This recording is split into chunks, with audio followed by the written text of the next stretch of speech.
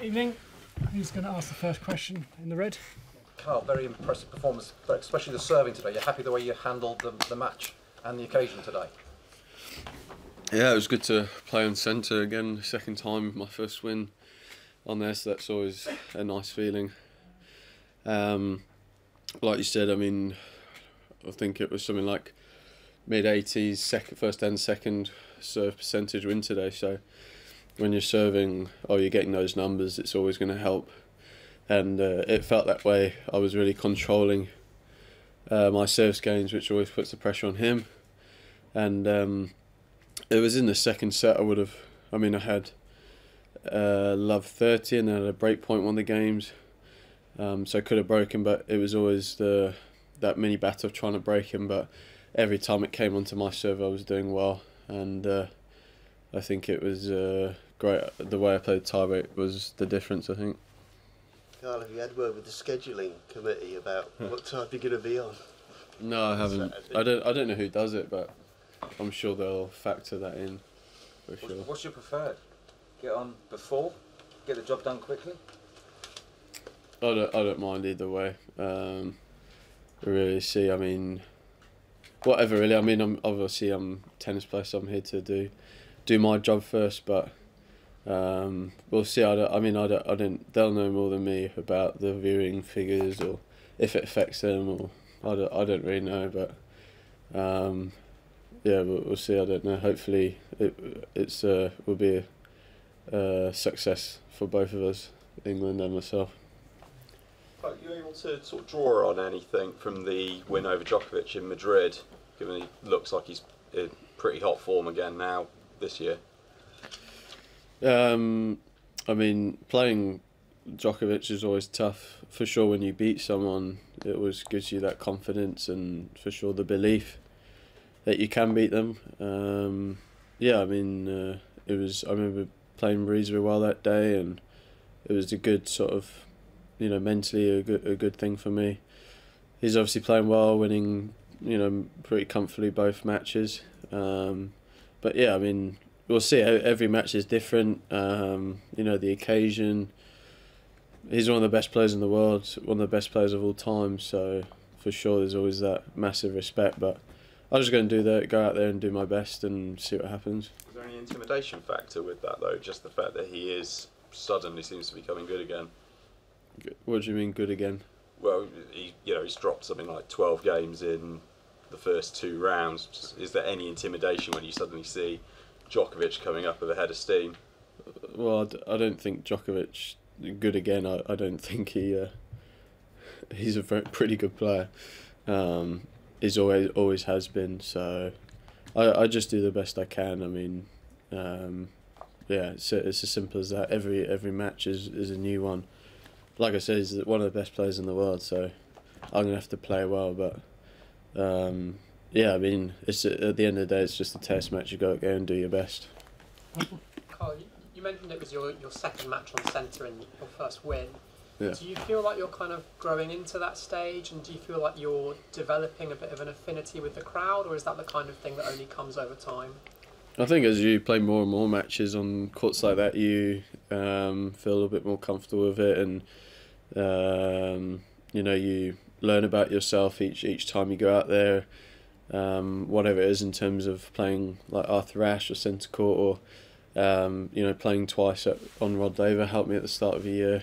Had good experiences there in terms of winning and playing a semi-final of Slam there. So each time you play on those courts, I think it helps. Like you said, it's my second time on centre, so it's all still, you could say, reasonably sort of new, but it's always an amazing experience. Literally, in my opinion, playing the home of tennis. So many epic matches on there. Countless legends playing on those courts. So to sort of get the opportunity to play on there is a massive privilege. You go from being a little kid dreaming of it, and then when it comes to reality, it's sometimes can be a bit surreal. But at the end of the day, it's my job. So you have to sort of believe in yourself, and there's a reason why you're there.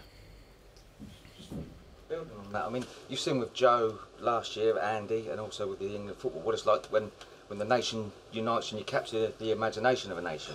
Do you feel this is the chance, centre court, Djokovic, big name, this is your chance, and how much do you want to be on that stage and to enjoy that? For sure, you want to be on that stage. That's why you.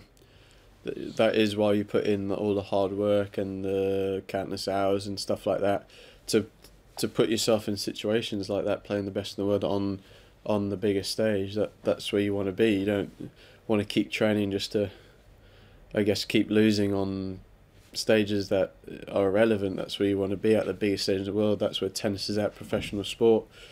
So for sure, I mean, like you say, it is a good opportunity. It's a great experience for me.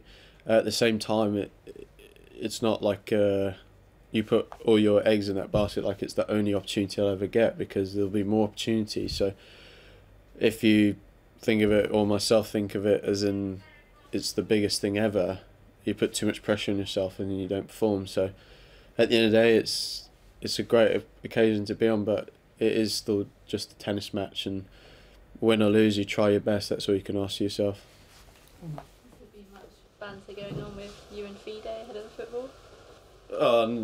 Little bits, but it's not. It'll just be interesting to watch. Well, hopefully we get to watch the match. Also, Hiltz is obviously English as well, but it's been alright. A bit of fun the way it's worked out that we're playing Sweden now. It didn't seem you kept your emotions very much under control today, except I guess at the end of the second set we won a tie-break, and then at the end, and then you had this huge applause from the crowd. Do you think you might have to try and get the crowd a bit more involved against Novak? You know, a few more fist pumps, a bit more emotive. You know, can that help? Can the crowd help you beat them? Always having the home crowd is a help for sure. Yeah, I'm not sure. I haven't really thought about it that much. I think about my tennis sort of first and what I want to do on court. So yeah, I think sometimes using the crowd is more just a spur of the moment thing, or a situation not really planned, but when it feels right to use something like that to your benefit. You said immediately afterwards that winning on centre court was a childhood dream. Yeah. What else was a sort of a childhood dream growing up, if you can remember? Well, it starts always small. I mean, playing on the tour is like a dream, like to play at all the 4 Grand Slams, stuff like that. It's the biggest stage in the world, but once you get there, then you know you're hungry, so you want more. Then you start winning, and then you want to win the tournaments. And right now, doing my job is almost what you say a dream. Like, although it's still a job, it's one of them where it's you know, you're very fortunate to be in the position you're at, playing professional sport. So yeah, I mean, for sure there's stuff I'd love to obviously win tournaments, which I'm yet to do, so that's definitely a goal. You know, playing for your country is one. You get that chance, but it's not like you stop there. You want to keep playing for your country and win important matches. So the great thing in tennis, I feel, is there's so much to accomplish. You know, even the guys you could say that have accomplished literally, you say almost everything, there's probably still things to them that they'd like to accomplish. So that's the great thing about tennis, is there's always another thing to get hungry for and go for. But there's things that I've done that I'm happy with, and there's obviously more stuff that would be great for me to get my teeth stuck into. Carl, you talked about that match against Novak in Madrid. How much does the matchup change, do you think, playing him on grass? It's tough to say, really. I mean, the courts are obviously a little bit quicker, movements, big difference compared to altitude in Madrid to here. But I mean, it's a tough one to really say until I think I get out there and you feel the match and the rhythm of it.